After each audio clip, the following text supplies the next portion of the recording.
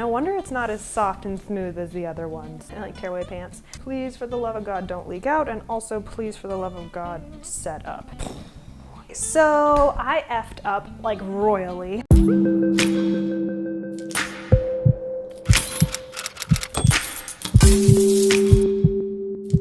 Well, hello there. Welcome back to my kitchen. Guess what we're doing today? We're going from 0 to 100, and we're gonna make something for Chinese New Year's, because Chinese New Year is January 25th. My first concerns with Chinese food is that it's got a lot of garlic in it, and as I said in the previous video, I can't do a lot of garlic. But today, we're doing a recipe that doesn't have any garlic, and it's gluten-free. So, here we go, continuing on with this lovely month of January for gluten-free, thyroid awareness, and New Year's tradition. Cheers to that. Let's get this thing cooking. Hi, welcome.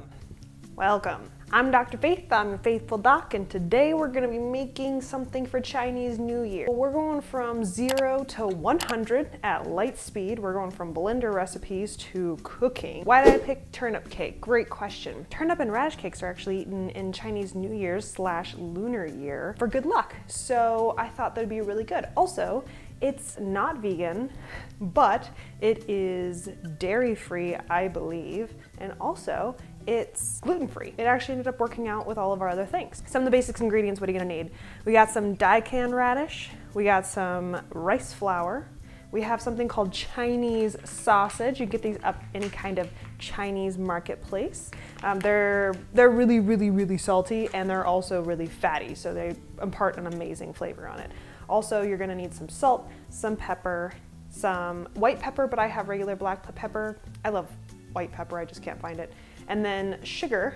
We're also gonna need some dried shrimps that you rehydrate, and then also some water and some oil and a little tiny bit of cornstarch. The recipe also calls for mushrooms, but since I have that lovely gut problem, that SIBO that I mentioned in the last video, I can't have it. So we're gonna go a little slim with this. Basically, this recipe is that you cook it, you mix it all up in a bowl, you steam it, you then fry it up. Let's see how it goes. I'm a little terrified. So I also got an induction cooker because I wanted to be able to cook in front of you guys and make it a little easier, but it's loud as hell and I just opened it up, so I don't know if it's gonna work out for future videos. Hopefully it doesn't F up everything, because that would just honestly be really sad. In true Doc's Cuisine fashion, I normally go through something that I can find in the store and then I can look at the ingredients of it, and honestly, you can't find this because this is only cooked once a year and it's not something that you can find in the stores, at least in Arizona, or really I could find on the internet. It's made pretty simply in people's kitchens. So we'll see how simple it is. Doesn't seem too crazy. So we pulled this recipe from a lovely writer on the Walks of Life. I'll put it down in the description box below, and then I'll also put it on my website, faithfuldoc.com, if you guys want to check that out. It'll have all the other recipes from the other videos as well. It looks pretty simple, but looks can be deceiving. Let's start cooking, I guess. First thing we're gonna do is we're gonna cook up a little bit of Daikon radish, because you can't really just shove all this stuff together, you gotta kind of cook it down. So we'll see how loud this induction cooker is. But first we're gonna do is heat it up. So loud. We're gonna heat it up to, let's do 360, I don't know. So some wonderful facts about Daikon radish. I don't know if you've ever seen Daikon radish. It's delicious. I used a lot of Daikon radish for replacements of like potato, because it has a very potato-like texture. I don't particularly like red radishes just because they're so intense, they're so spicy. So Daikon radish has a very mild flavor. We have about 20 ounces of Daikon radish. I weighed it out, put it up here for you guys. We have 1 Chinese sausage. I did 1.5 because extra. 1 Chinese sausage that's nice and diced. And then we have some like dried shrimps. So basically what I did is I rehydrated these and I put them in some hot water. And then what I did was I took the water and I put it on the side. The reason I did it was because look at all that flavor. You don't want to get that flavor away. So we're going to use that to cook up some of this Daikon. And then what we're going to do is we're going to take the water from the Daikon and then we're going to put it in more flavor with more flavor and more flavor on that flavor. So the recipe says to start with putting Daikon radish in this hot pan. What we're gonna do, we're gonna dump it all in there. Now it's very wet, so be careful, don't hurt yourself. The recipe does say to put some water in with the Daikon. I'm just gonna put a little bit of this shrimp water in there because basically we're gonna take some of the water with the Daikon out as well to kind of make sure this has enough of water in it. About a cup, this is about a cup and a half, so we're gonna about a cup of the shrimp water in here. Leave the rest.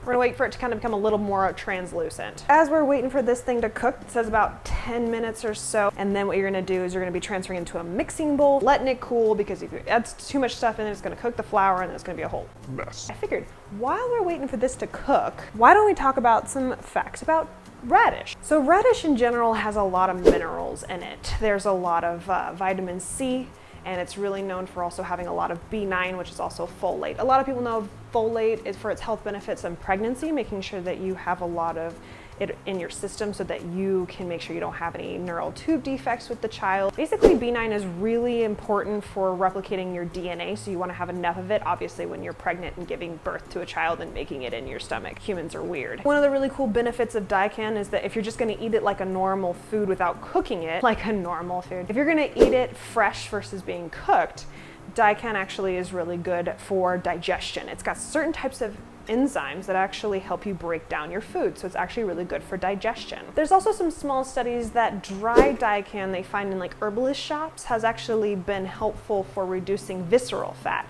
Now, visceral fat is the fat that's around your organs, and they have found it really helpful around dissolving the fat around your heart and some of your organs in your body. How's this going? Man, Daikon radish doesn't really particularly have a smell, but these shrimp do. It smells interesting. This is taking a long time. Some other health benefits of Daikon radish actually has to do with the fact that it has a lot of phytonutrients, and it actually has been shown to have some anti-cancer effects too. It has to do with fighting the free radicals and being able to help people's immune systems get boosted as well. There is quite a lot of vitamin C in Daikon radish. You know, a lot of people don't know that vitamin C is actually really good for the skin. You can put it on topically, but when you ingest it, you actually give it more bioavailability to be able to cross-link, because collagen is made out of vitamin C. So when you don't have enough vitamin C in your system, you end up having things like scurvy. And scurvy is basically when your teeth fall out, your hair falls out, your blood vessels get thin. Basically everything that has collagen in it starts to break down. So overall, radish is pretty good for a lot of things. Okay, it's been about 10 minutes. Now what we're gonna do is we're gonna turn this thing off. And then basically what they say is to put the Daikon radish in a bowl and kind of leave the liquid and try to drain that off. You know what? I'm gonna get a better spoon for this. Let's use tongs, shall we? The reason I'm using tongs is because they want me to measure out the liquid. Cooking is usually not a science, but here we go. This probably has something to do with the amount of flour. There's some liquid still in there too. Maybe I'll just dump it in here. Cool, we got that. That's chilling. We don't want that too hot. We want to cool that down. So let's try putting it in here and not making a giant mess. All right, kind of looks like it did before. Okay, got our measuring thing. Let's see how much it is.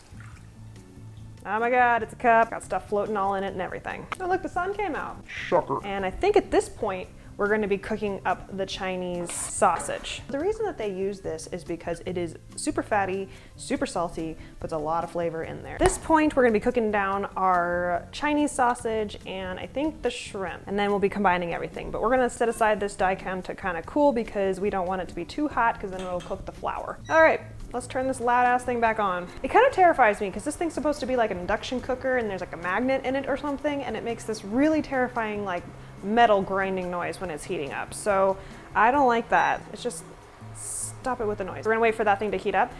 The recipe calls for 2 tablespoons of oil, the Chinese sausage, the mushrooms, which I can't eat obviously. So I am not going to go ahead and put the oil in there. This stuff is so oily. I don't know. Do you think it's gonna be bad? Let's learn together, shall we? This stuff is so oily though. I don't think it's gonna be a problem. Maybe I'll put a little bit of oil. I don't know. I'm like, I don't want to put a lot of oil. I don't like my stuff a lot of oily. Whoa, that's too old.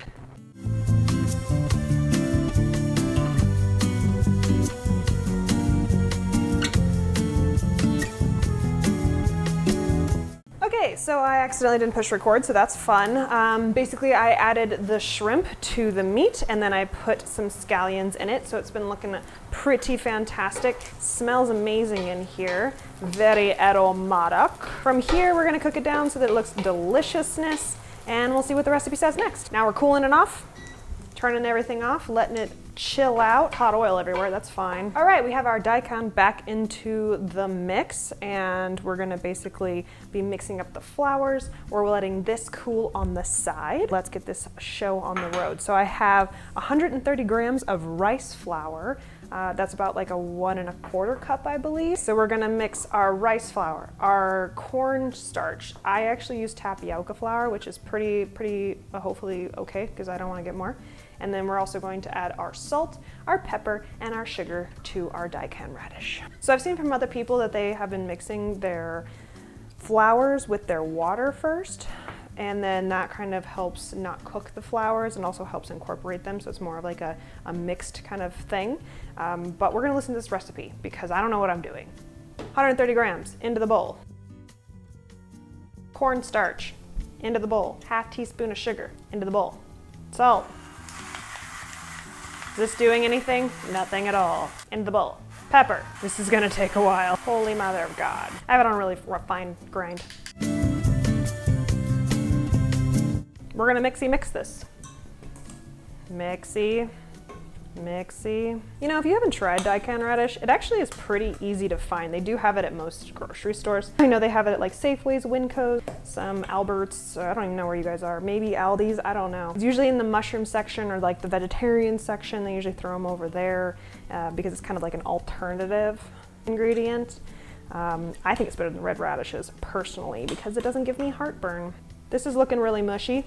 Kind of looks like mayonnaise. Oh no, we missed some. Darn it.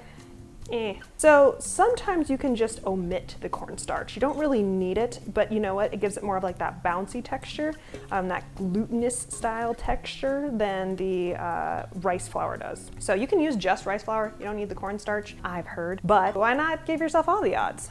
So that's what it's looking like.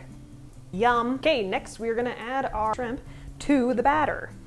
As you can imagine, make sure you scrape all that oil out of there. You're gonna need it because the mixture's a little thick. Mixy mix. I could probably make it a little spicy. What if I put a little cayenne pepper in it? You know, don't test me, I'll put stuff in here. Let me put some spice in there. I'm going rogue. I'm adding a little bit of cayenne pepper. I put hot peppers, like the crushed hot peppers, but I feel like that might disperse a little funny. So I'm just gonna put a dash of cayenne pepper in there. I love spicy things. You know, spicy things are really good for a lot of different things. Some people can't handle spice. Some people actually have really bad reactions to spice. But cayenne pepper in particular really helps with blood flow. So a lot of people who have issues with like circulation, it really helps with. It obviously speeds up the metabolism because it's heating your body up and your body's gonna burn more calories. This is starting to look like macaroni salad. At this point, this is where we take it, we put it in a pan, and then we steam it. So this is definitely a labor of love. So I've decided to put it in a, what do you call these? The tearaway pans? I like tearaway pans. The bottom dropout ones, like the cheesecake pans, that's what it's called, or at least something like that. So this thing pops open, the bottom drops out. The reason I wanted to do that was because I didn't want to mess with parchment paper and I thought it'd be easier to just pull it out of the bottom. So we're gonna put this in here. I did grease it already, so that's already done. And we're gonna go ahead and put it all in here, lay it down, and then pack it nice and tight. You know, of the other ones that I saw, they were a little more creamy, so we'll see how this turns out. And we're gonna make a dim sum of such. This is what makes it a cake. You know, technically cakes are supposed to have flowers in it, so this is actually pretty true. And there's like a lot of other different types of cakes they do for Chinese New Year. It's supposed to bring prosperity and have all these other good fortune things, and you know, that's what we kind of need this year. Everybody's all in this wonderful cake. I love it. I love that everybody is so positive. They're just like done with the negativity BS and get those people out of your life. You know what's funny is everybody talks about getting those people out of their life. What about the people who actually have all that stuff going on? Where the hell are they going? Did they just not know? I mean, I guess they don't know because obviously they wouldn't be negative if they did know, or maybe they would. I'm all for it. So we packed it. It's delicious looking. I'll probably scrape the rest of this out because no waste, right?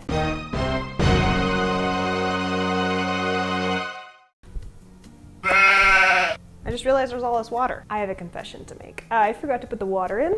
No wonder it's not as soft and smooth as the other ones. Mulligan? Step whatever we're on. We'll come back to that pan again. Pour your water in. Now it's really moist. Now it looks like it's a little too moist. But I guess I'd rather have it a little moist and it to steam out than have it be really funky. Don't forget your water. It was sitting right there too. Apparently, once you get it all mixed up in there, you're gonna let it sit for 15 minutes in this pan before you put it in the steamer. Now, we're about efficiency in this kitchen, and I don't have an awesome, amazing steam pot situation amazingness, because man, the Mandarin Asian culture, they have their steaming down. For this kitchen, we're gonna use an Instapot because it's easy. Man, I can't believe I forgot that. That would have been a disaster though. I'm glad I'm redoing it. Please, for the love of God, don't leak out, and also please, for the love of God, set up. This is what we're looking at, guys. I don't want to flip it because, oh no, it really is kind of leaking out.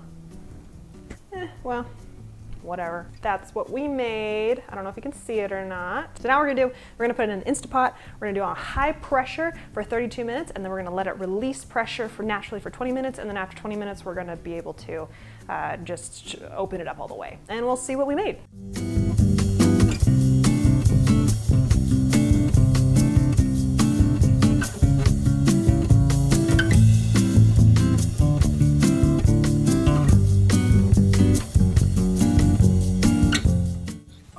We got it out of the pressure cooker, so now what we're going to do is we're going to pop it out of this tin and see what we got. How they say it's done is they basically put a toothpick in it, and when it comes out clear and not white powderiness, then it's done. So let's see if it's set or not. I've got a white plastic toothpick, I'll put it right in the middle.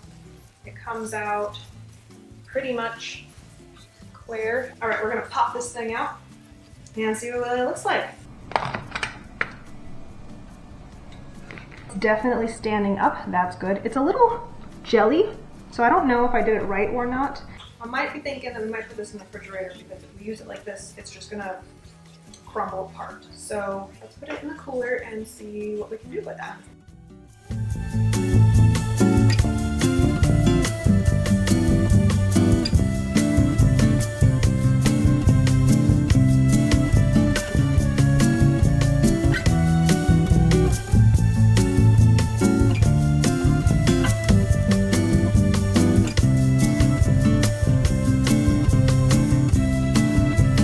So I effed up like royally. I just filmed all of cooking this entire mess in the pan. I even had my husband come in and try it, and it's silent because I forgot to turn on my receiver. So it was good. I'll go ahead and let you guys see it now, but it's really pretty. I drizzled some sriracha all over it. I put some hoisin sauce on it. It's not too salty.